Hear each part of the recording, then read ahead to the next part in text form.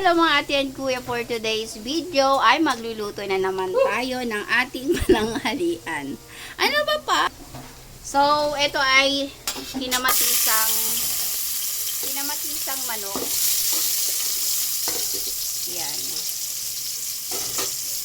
Dito na ako nagluto sa kawali. Ano ba yan? Rice cooker. Nilagay ko na yung bawang sibuyas and then sandamakmak na kamatis. Dahil nga kinamatisang manok to, marami tayong ginamit na kamatis para mag-juice siya. Mas masarap kasi yung kinamatisang manok kapag marami talaga siyang kamatis. Tapos tatakpan lang natin yan hanggang sa, lumabas yung kanyang katas.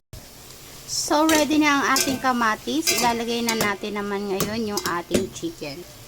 Yung chicken ko ay frozen pa. So, ilalagay ko lang yan dyan at hayaan ko na yung maghiwa-hiwalay.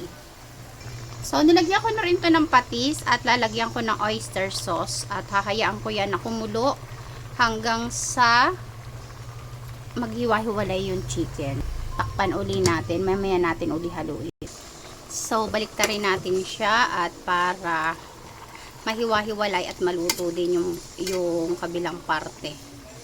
O, diba? Nagkatas yung kamatis. Ang sarap nito, guys. Kayo ba? Anong paraan na pagluluto nyo sa kinamatisan? Share nyo naman, baka hindi ko pa nagagawa at malitong version ko.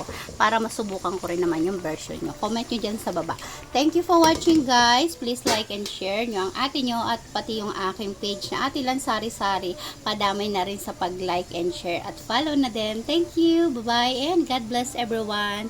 Thank you for watching.